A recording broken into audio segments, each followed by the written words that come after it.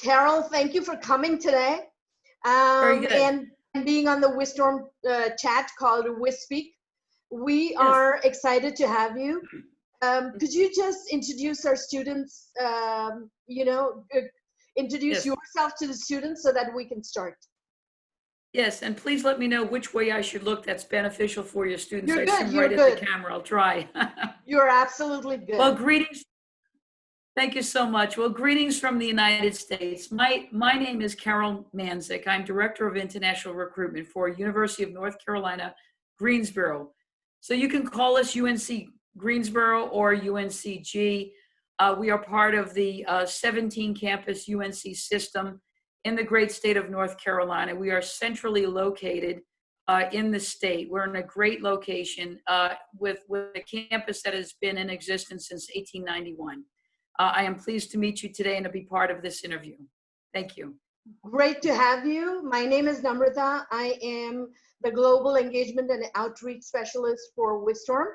So without further ado, let's get started. So my first question so the chat that we're going to have is essentially to get our students a little acclimated with UNCG and to understand what it is to be in North Carolina, a little bit of everything. So let's start with STEM and non-STEM programs. Sure.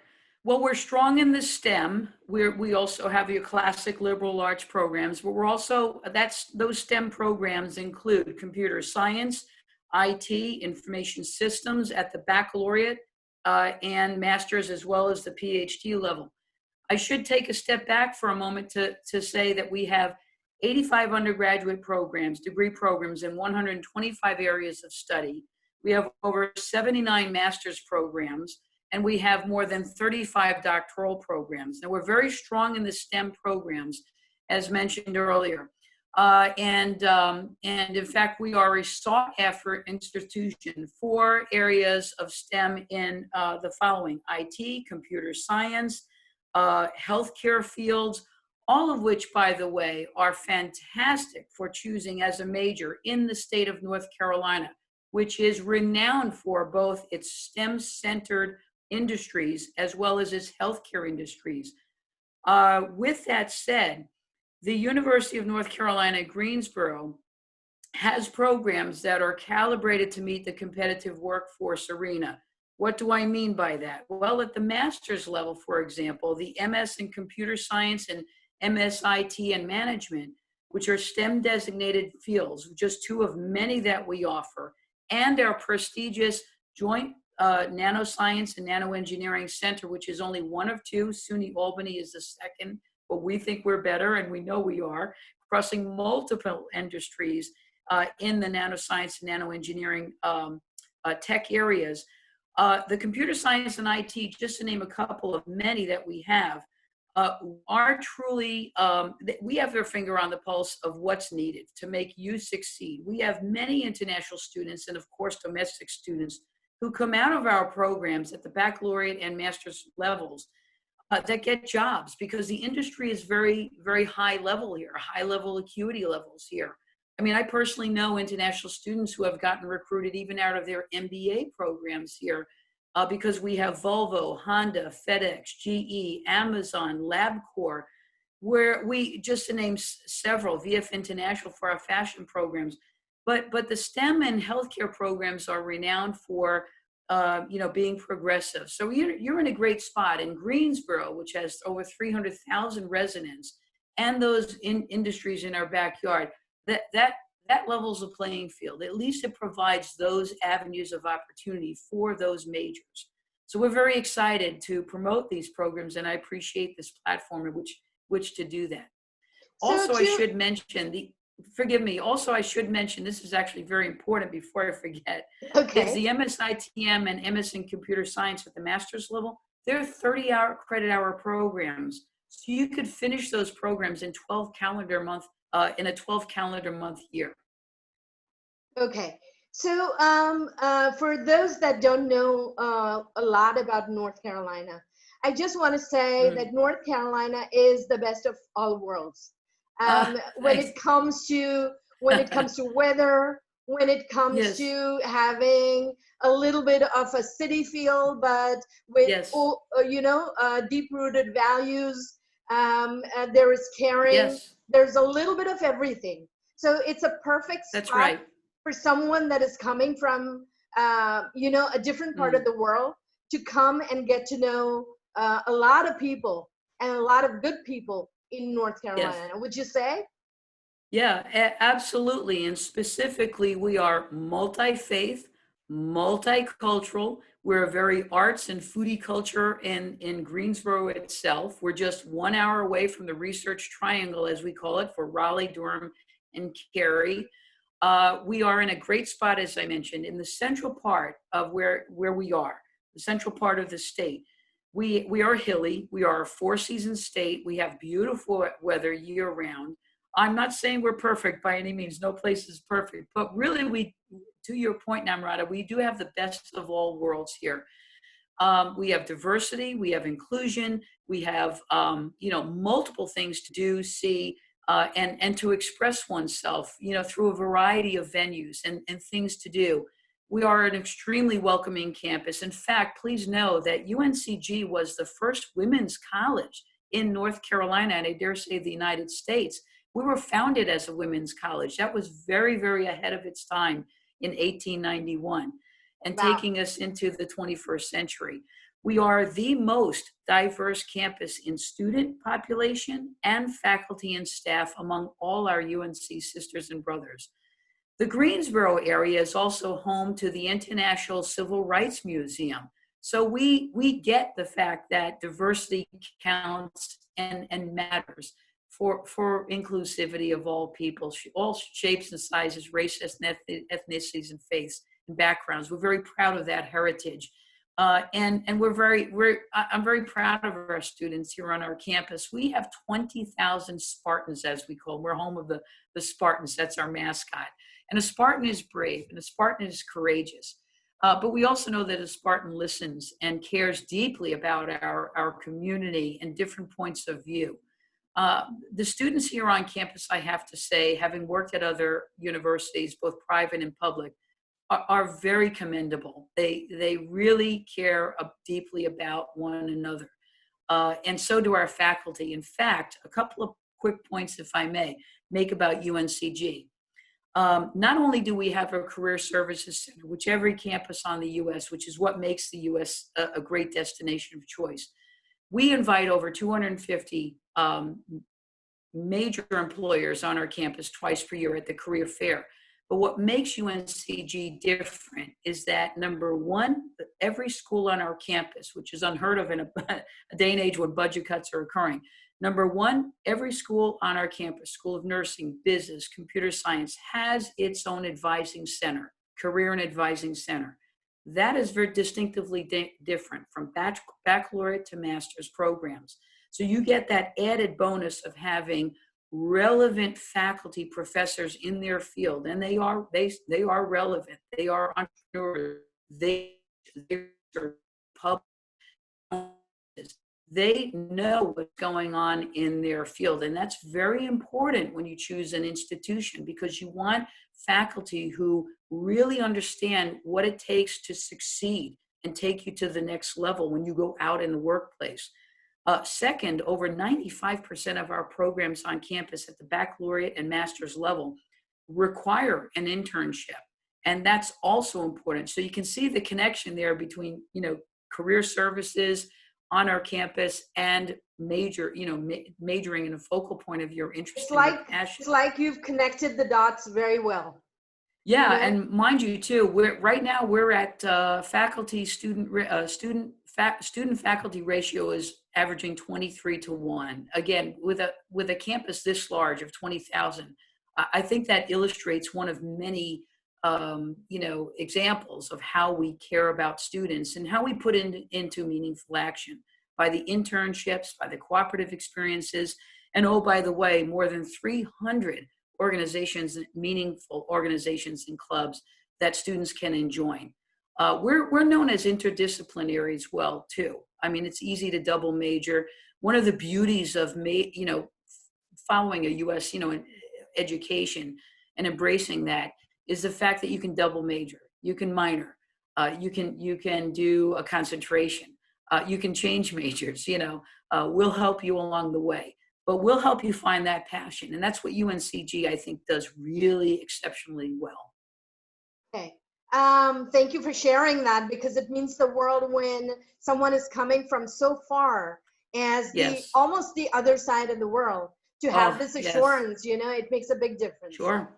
We take Um, that seriously. Yeah, absolutely. When you decide to uproot 7,000 miles away, please know in 22 years that I've been in this field, I understand that, and I'm very empathetic to that. So are our faculty and staff. We understand the commitment and the sacrifices that families make on behalf of their sons and daughters to come to the U.S. We appreciate that deeply. Absolutely, absolutely.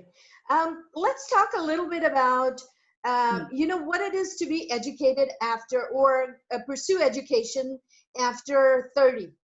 We've had, Wow. Yeah. yeah, because that's Oh, something that's, the landscape is yes. changing rapidly. And, Yes. people are pursuing different things, different careers. Yes. So what does that mean for UNCG? I'm giggling because I don't mind telling you I'm 57 and I wish I were 30 again. That's still very young for the United States point. Age doesn't matter in the United States. In some countries it does. I do understand that. But here's some good news. Number one, it doesn't matter in the United States. And in fact, studies show that persons in their 50s are chasing second careers and deciding to go back to law school or do the things that they always dreamed of doing. That's okay in the United States. There's no stigma attached to that. But I do also understand that over 30, it's different than being 20.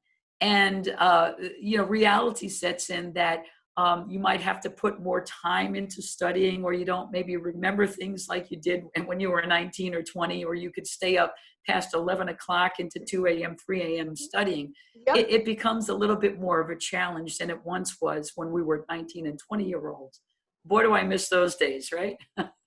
um, but graduate programs, in fact, are becoming the new norm for the over 30 population who want to either augment or supplement their skill sets for advancement in their home country, or try something new by coming to the United States and experiencing those cooperative experiences alongside their great academic programs that we offer.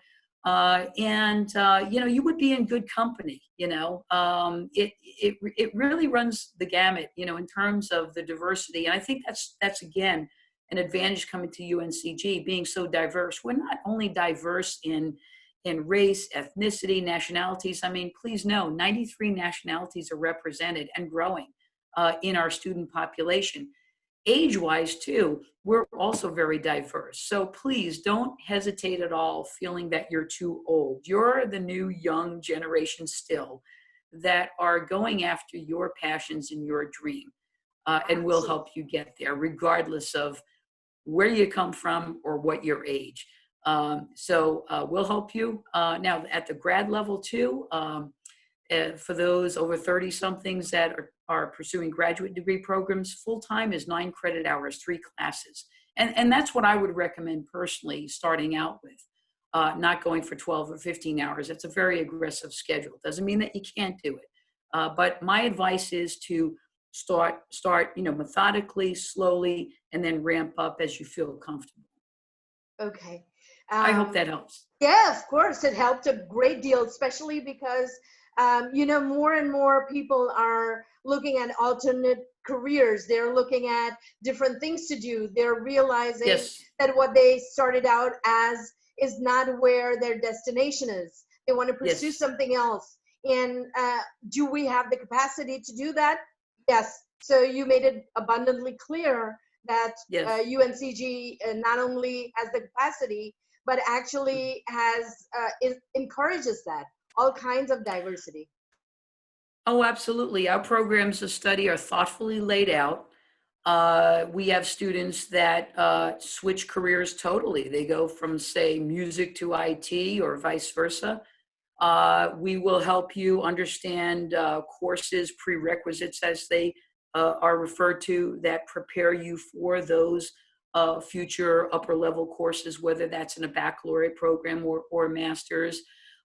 We are also, and I encourage students to go to uncg.edu and look on our websites, individual websites of the programs of study with your counselors at Whizstorm. They know what they're doing. These folks are very knowledgeable as well too. And you will see things about what can I do with the degree program of my interest? You know, what salary range? What is my earning power, potential earning power in the programs? Our programs are well thought out and researched, you know, for those very things. You know, what are the trends? What are the up and coming programs of study? Degrees, of them, you know, and they're not just STEM, by the way. For example, in North Carolina, we have an abundance of tourism here. I'm talking pre-COVID, of course. But we are, you know, calibrated and ready for post-COVID to ramp up again and to scale up.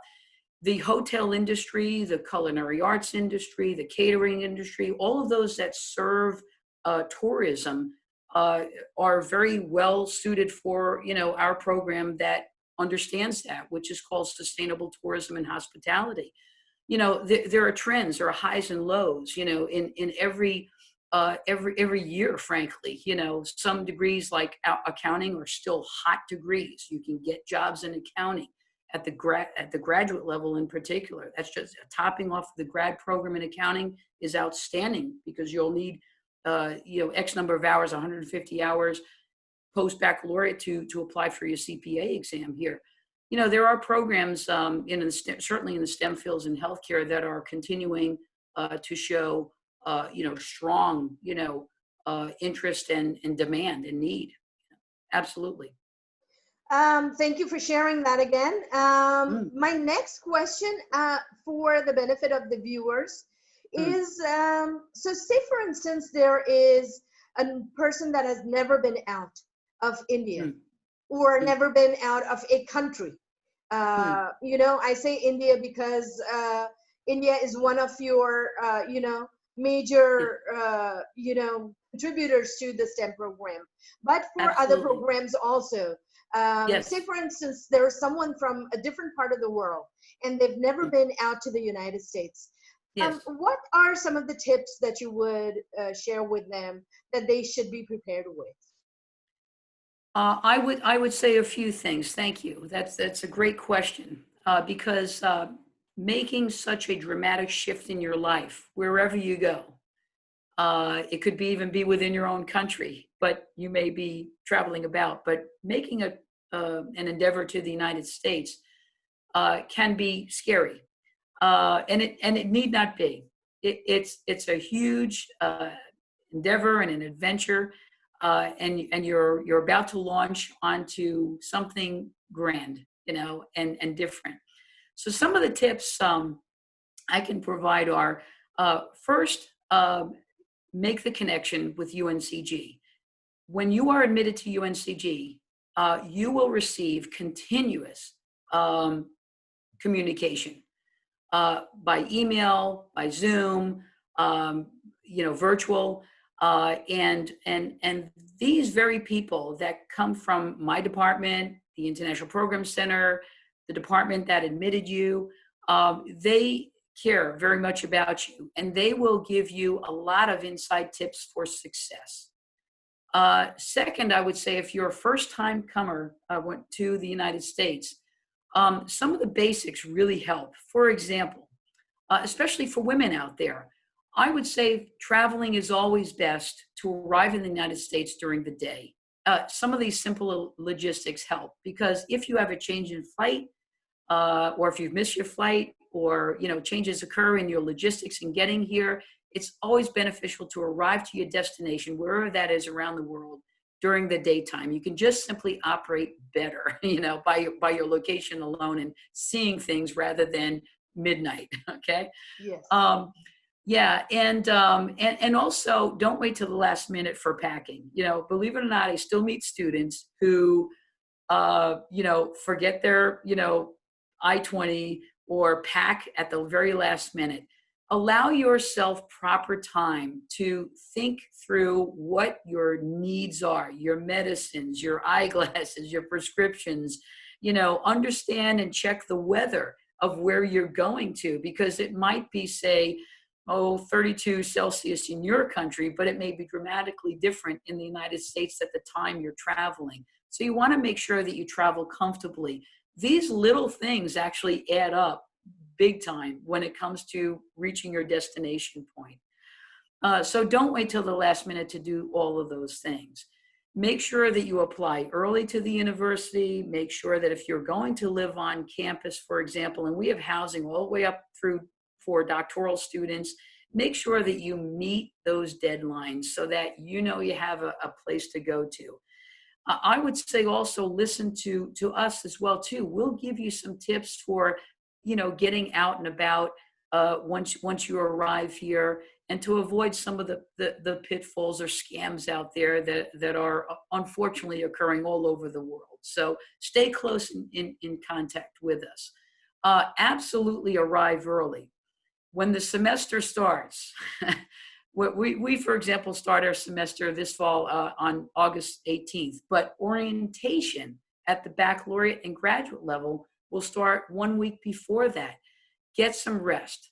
At least arrive 3 days earlier than the start of the orientation. You're going to need it because the time zone differences can impact you significantly, especially for those over 30, as we talked about earlier. Right. You don't bounce back from these long distance trips like we used to.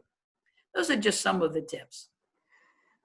Checking my notes just to make sure that we capture everything. Sure. What would you say about the current climate in the United States? When I say climate, I mean what's going on in the United States, and how are you coping with it as a university? What advice do you have that's specific to this climate? Yeah. Now, do you mean on immigration or safety or both? Everything. It's a lot. Yeah. Yes. Yeah. Let's tackle the immigration first and foremost. While the universities in America are disappointed with the Department of State's recent guideline or ruling that what they did in the spring 2020 to accommodate F1 visa holders, that they could finish their semester while taking totally online courses because of the pandemic, we were, of course, disappointed with the ruling that said, well, can't do that in the fall 2020. It's been a rule that's been in place for decades, frankly, but we were deeply disappointed that for some reasons, and these are complicated, and complex issues, of course, that deal with the pandemic and deal with public safety and deal with safety in a day and age that we're still dealing with threats of terrorism, sadly. We hope this will be overturned, that they will think twice to say, hey, let's rethink this here. We jumped too soon, and at least take care of the returning students, the current students and those returning, to be able, if God forbid we have to, pivot to online. And by the way, we're open face-to-face at UNCG. We're planning to open face-to-face. We are, yeah, for the fall, with extreme caution, extreme social distancing, extreme measures to ensure the safety and well-being of our students and faculty and staff, with hybrid offerings and online offerings. But if we have to pivot to online again totally, which we did in less than 10 days back in the spring when the pandemic escalated quickly, we're hoping it doesn't go that route, but we still don't know enough about the pandemic as we're all experiencing and how robust it is. We're hoping that the feds, the Department of State, will reverse that ruling. We are advocating for that vigorously as we speak.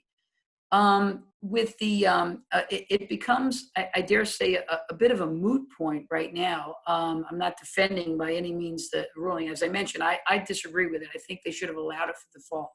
Absolutely. I think it would have been an exercise of compassion. It's a rather moot point right now because of the pandemic being hitting hard so much that the embassies simply can't scale back up anyway to issue the new visas. It's just a mess, frankly. But we are hopeful, and it is being challenged in the courts, that ruling will be reversed. It's a complex issue, I know, especially with the pandemic being as scary as it is, frankly, but we do advocate and endorse absolutely diversity and inclusiveness. That's deeply rooted in who we are in many industries, not just higher ed, being the most welcoming country in the world even, and with a track record that demonstrates that. I would say this fundamentally, to work through some of the myths out there. There's a lot of bad information out there as well too. I always like to focus on 98% of the good that's happening and extending that into the recent events of violence and looting that is not condoned at all by anybody with common sense. Violence begets violence, and that doesn't solve the inherent problems that are out there, to combat racism in its ugliest form, that can happen anywhere at any time by a few bad apples, but it certainly does not, I believe, speak to all the good that is out there that makes America a fantastic destination, So, please know that small percentage that you see behaving badly, whether it's cops gone bad or people gone bad and responding with violence, which doesn't solve anything at all. There's, for every bad person out there, there's a good person, we'd like to think, and we know, in the United States. So it's still a welcoming community. I'm very happy to say that Greensboro did not suffer as greatly as some of these cities that just suffered intensely. With such, protesting is okay. It's deep rooted in our Constitution, but it must be peaceful, and amicable discourse must ensue on any issue. We have, if you go to uncg.edu, please know, number one, we stand behind our international students. Our chancellor has affirmed that and affirmed much of what I've said herein. We stand by our international students, and we are hopeful that sensible, relaxed immigration standards will come about again. Second, you will see blistering on our website that we care deeply about Black Lives Matters. We care deeply that all lives matter. And you will see racial equity on our website, and a whole page and resources dedicated to equity and diversity and inclusion and meaningful resources, and how we can all get involved to say, you know what? It doesn't matter the color of your skin. It doesn't matter your nationality. It doesn't matter your gender. It doesn't matter your orientation. These are all included in a non-discriminatory clause that even political party, we care about the individual. And this is how we can make a difference in our corner of the world and live by example, peacefully and thoughtfully. I hope that sheds some light. Oh, it did. And what I like about your presentation or the response that you gave, it was so wholehearted. It came actually from the heart. It didn't come from a textbook where you were using, a language or phrases that were pre-approved. You were speaking from the heart. And that's what every student wants to hear. Yeah, I appreciate that. The answer is simple, in my opinion. We used to call it agape, just love, brotherly love, and I think that plus a good dose of common sense is sadly needed right now. For those of us like myself, and I cannot speak on behalf of our brothers and sisters here and, at UNCG and so on, but, I'm from New York myself, and I grew up in a very diversified neighborhood, and I live in one right now. And, it's just such a natural part of your life. You don't even think about it, so it is rather, to me, the answers are simple. You just take people one-on-one, good person is good person, or bad person is a bad person. It doesn't matter, where they come from or what color they wear, having lived in the United States for quarter of a century now, I feel like New York was one of the major states in helping with the civil rights movement, and they made sure that everyone was accommodated and Yes, everyone had their due representation. that's So, right. I understand what you're speaking about. Yeah, That, but sure. what I can assure also from my side is that diversity is in the fabric. That's It's in right. the fabric of the Oh, United yeah. States. Well, it Um, is yeah. My it's grandparents were Russian immigrants. Yeah. Yeah, Yeah. so it's in the They were fabric. broke as heck. Came, came over with not even two nickels to rub together, but, my parents grew up really dirt poor, my mother's side is from German immigrants. And so, yeah, I think my take on all of this is, it's sad that I think the thing that makes me sad about all this is, again, when it's 2% of the population, they don't represent the 98% that really have made, go above and beyond, Yes. really it's sad that the news reports only the bad, because I tell you, it's such an offense, to all the people that, again, are totally colorblind, totally multi-faith blind, disability blind, it really, and we disenfranchise, other minority segments of society, it really makes me sad, because at the end of the day, nothing like this should matter, you take people one on one, So in a and that's nutshell, how it should be. I would Yeah. say, trust the media in small doses, you know, Absolutely. Yeah, absolutely. I in mean, small doses. again, we're founded as a university. We're founded on, that diversity alone. We started as a women's college. And it's yeah. My hope and prayer is that a good dose of common sense will come back. And you can't let a few bad apples in any part of the spectrum of life taint your view, of people. You have to believe and still look for the good. You know, it's very important. Because Absolutely. then you become the angry person that you don't want to become. True. It's an interesting dynamic there, really. True. And I don't want to be so selfish and arrogant to think that I'm all right either. You got to listen. And pay attention, take people one on one. I think life and everything works out, Absolutely. Absolutely. Yeah. I think that is true wisdom coming from your side. Mm. I will ask you to speak a little bit about, or request you rather, to speak a little bit about the value that a company like Whizstorm brings to the student. Oh, huge. We're such a proud to partner with you, and we consider you a value-added service.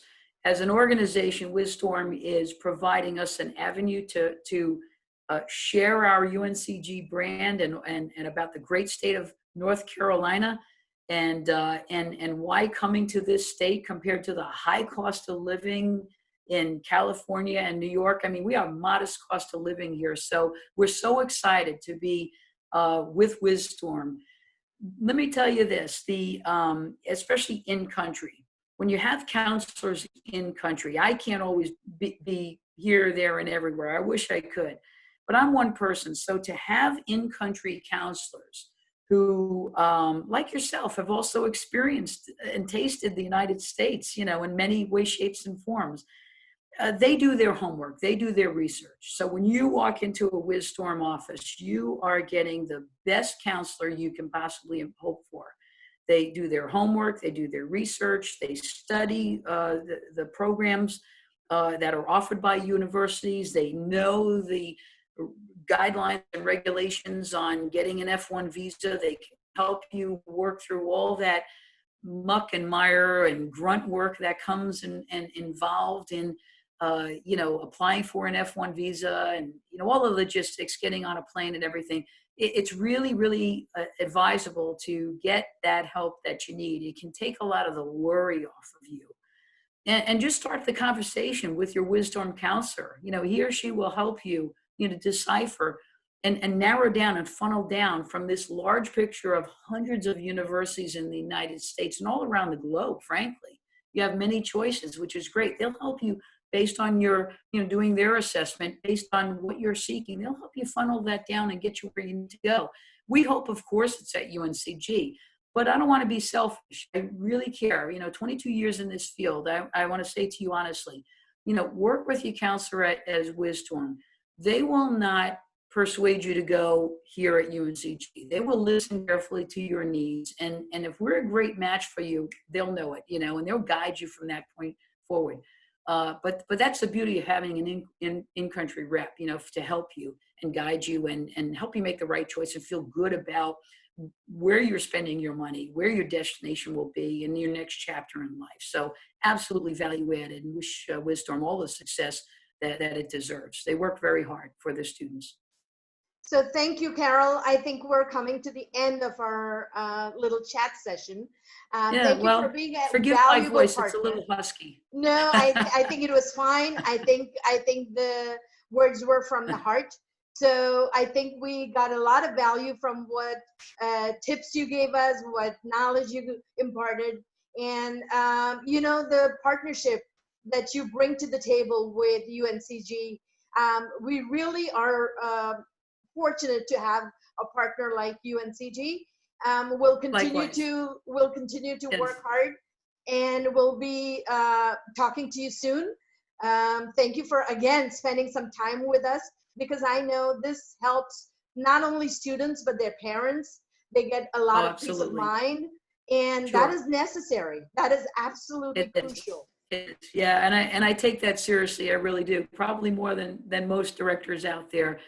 It's very important that, when you come to a school, that you feel like this is your home away from home.